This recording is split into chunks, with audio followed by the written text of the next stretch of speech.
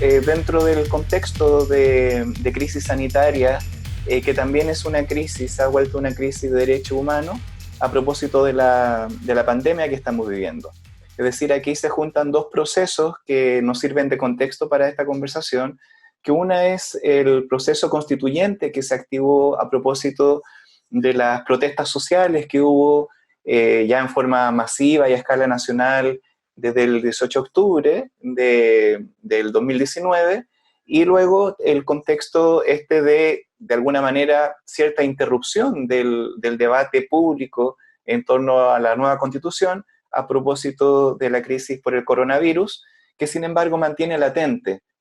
tanto el debate constitucional con el plebiscito que se aplaza pero que se ve realizar, eh, y todo lo que ha desnudado la crisis sanitaria, y es por eso que podemos hablar de una crisis de derechos humanos. Entonces, quisiera abordar con ustedes algunos, el contexto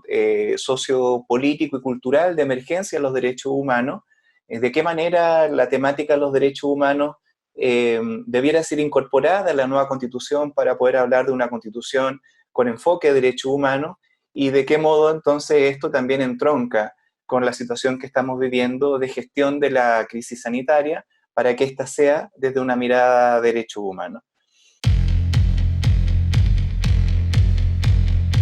Se dice, como por todo y todas es conocido, que el catálogo o la Declaración Universal de los Derechos Humanos que se suscribió por parte de un buen número de estados, primero más de 50 y luego ya más de 100 estados, y hoy día ya el documento mayormente suscrito de orden internacional, que es la Declaración Universal de Derechos Humanos a finalizar la Segunda Guerra Mundial, es el texto y los principios que están ahí de mayor alcance de compromiso ético, jurídico y de alguna manera de voluntad política de convivencia humana que hemos tenido a lo largo de la historia de la humanidad.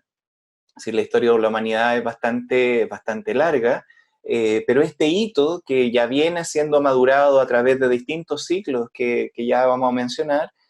alcanza su momento máximo con esta Declaración Universal de los Derechos Humanos, donde se consagra y luego ya se positiviza en distintos instrumentos de tipo internacional, como convenios, convenciones, tratados, y luego se aterriza en herramientas jurídico-políticas de alcance constitucional a nivel de los Estados-nación, es el texto mayormente suscrito por el conjunto de la comunidad humana. Se trata de un hito que algunos han llamado un hito civilizatorio. Un hito civilizatorio en su componente ético, que te refiere al reconocimiento de la dignidad humana intrínseca que se le reconoce a todo miembro de la especie humana, y también de alcance jurídico por el conjunto de instrumentos y mecanismos de orden internacional y nacional que se van adoptando. El concepto de dignidad humana acá, que proviene de distintas tradiciones éticas, algunas de origen de la cultura occidental, de una raigambre judeo-cristiana, que se expresa con mucha fuerza, por ejemplo, en el concepto ya secular y moderno de la Ilustración, de la ética kantiana, por ejemplo, donde está el concepto de autonomía fuerte, un concepto de autogobierno, de autolegislación, del reconocimiento del individuo que es dueño de su facultad de juicio, pero también es dueño de su cuerpo, es dueño de su libertad de pensamiento, su libertad de conciencia, su libertad para moverse, etcétera. Está bastante arraigado en esa ética que inaugura de alguna manera o expresa distintos movimientos sociopolíticos que se conocieron bajo el nombre de las revoluciones liberal-democráticas, que estuvieron como hitos muy importantes la Revolución Francesa y también la Revolución Independentista norteamericana, y desde nuestros continentes la Revolución Independentista de toda América Latina, de América Central. Pero también se trata este concepto de dignidad humana, un concepto que entronca muy bien con otras tradiciones culturales y que está presente en las 5 grandes religiones mundiales. El concepto de que el ser humano o los seres sintientes, por ejemplo, están dotados de una dignidad intrínseca que hemos de respetar, que tenemos que hacer esfuerzos máximos por el bienestar de todas las personas e incluso de otros seres sintientes, para no dañar este principio del no daño, que está, por ejemplo, presente en la cultura india de la ahimsa, que recoge muy bien el principio de primum non nocere, el principio de no daño en el juramento antes hipocrático, en la tradición greco-latina, pero también en otras tradiciones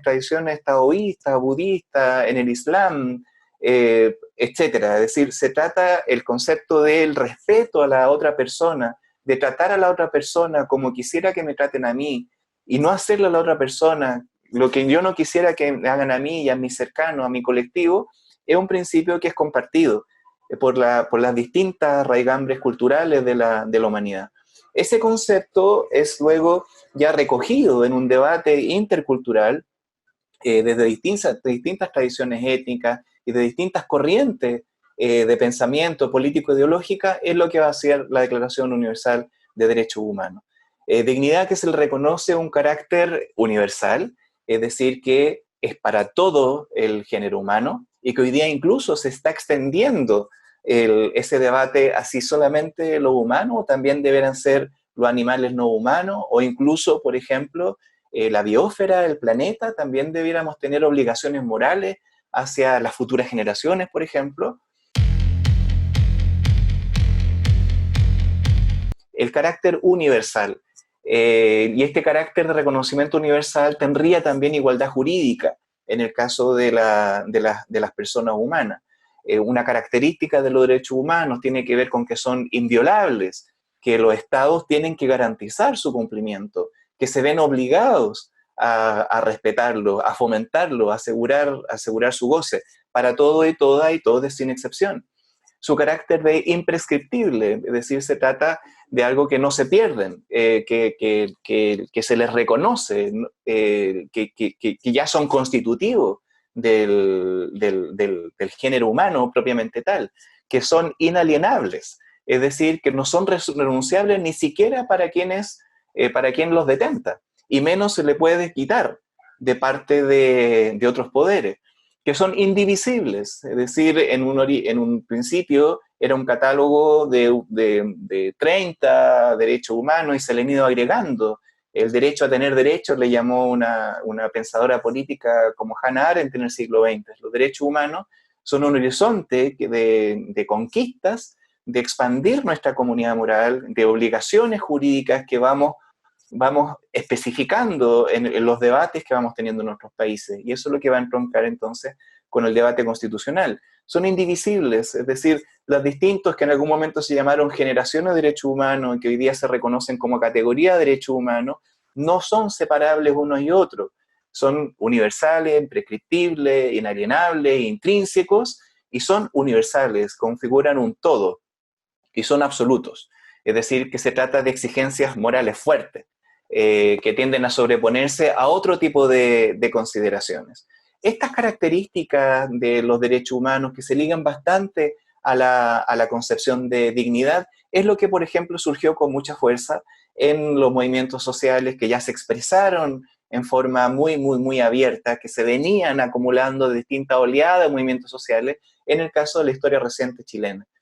Y este movimiento, ya que algunos han llamado de revuelta social o estallido social, son expresiones de demanda ciudadana de distintos grupos subalternos que frente a injusticias que se venían incubando durante decenas de años a partir de un modelo económico, político, ideológico y cultural que se impuso a sangre y fuego durante la dictadura cívico-militar entre 1963 en 1990, con el terrorismo de Estado y las violaciones sistemáticas y evasivas de los derechos humanos, y que fue consagrado en su Constitución de 1980,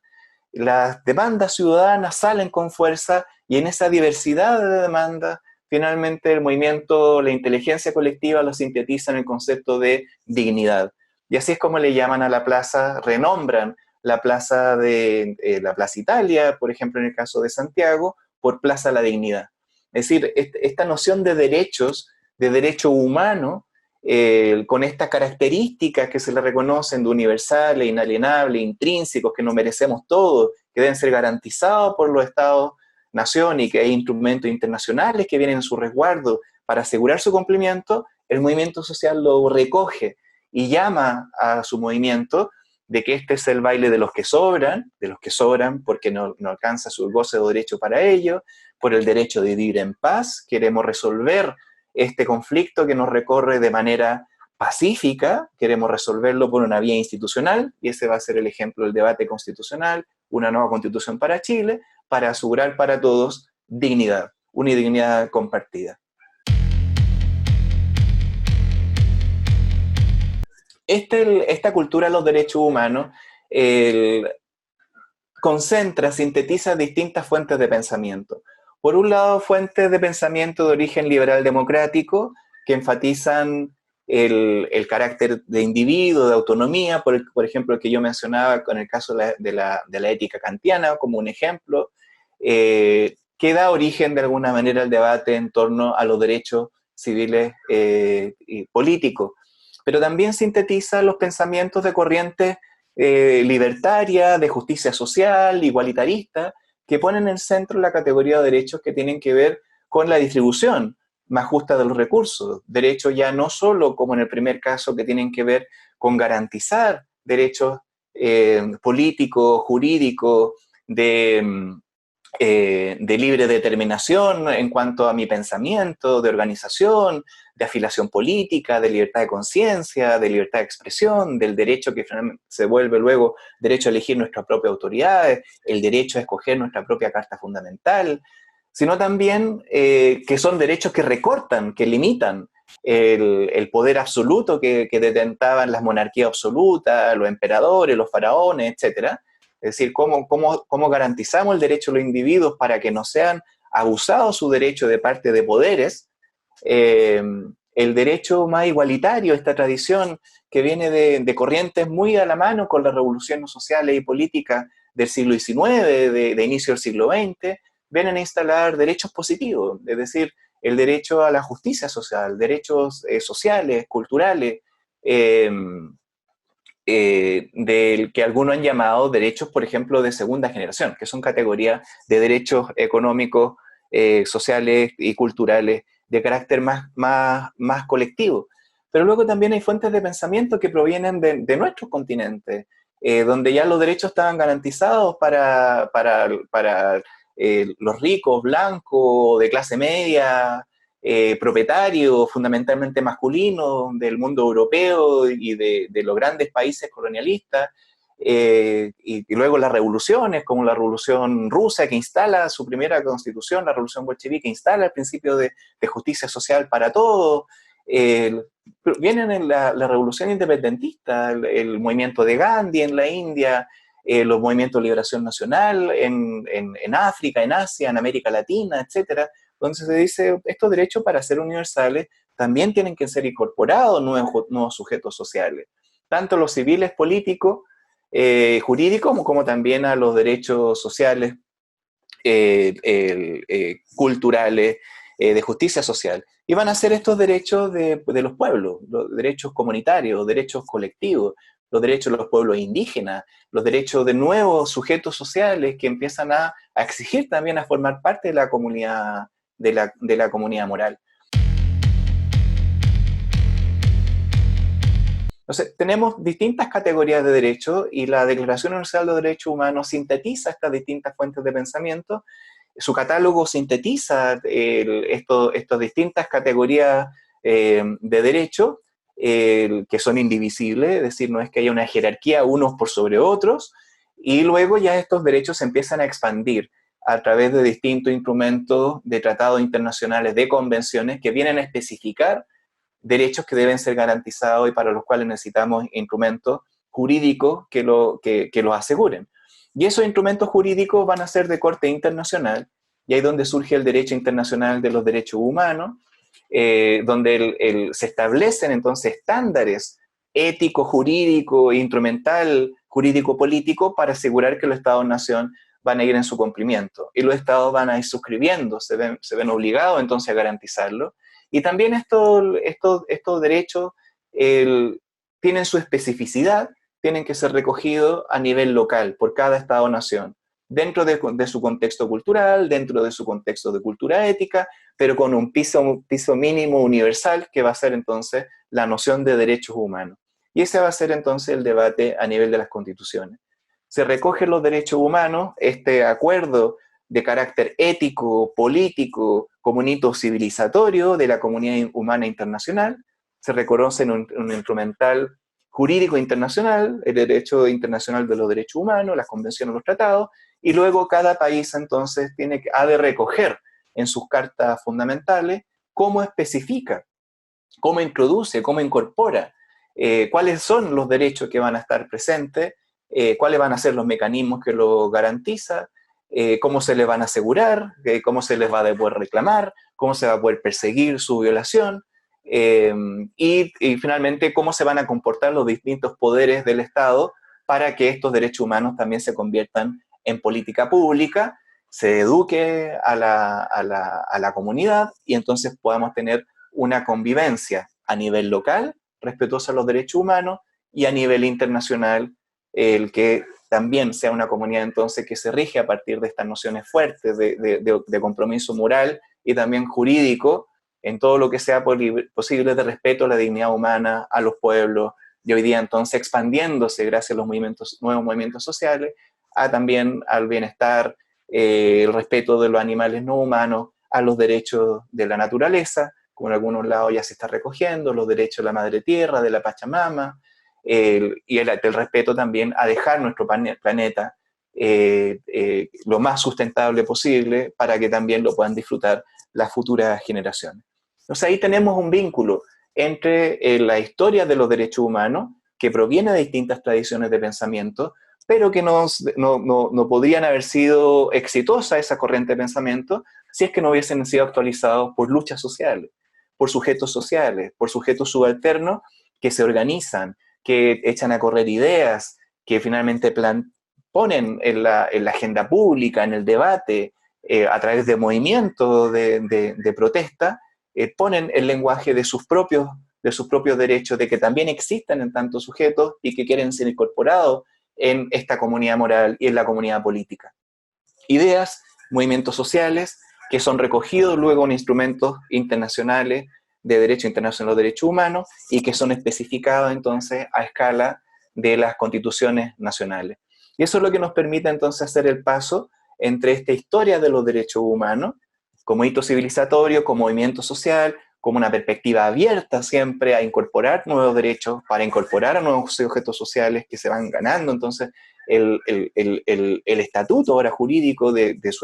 su reconocimiento en tanto sujeto de derecho al debate constitucional. Y eso es lo que abre entonces el movimiento constituyente, ya con forma muy visible a partir del 18 de octubre en Chile, y que lleva entonces incluso a que el sistema político formal suscribe en acuerdos para que vayamos y se establece como ley, ya de rango constitucional, que en el caso chileno vamos a hacer una nueva constitución, y se viene a discutir entonces nueva constitución a partir de qué mecanismo.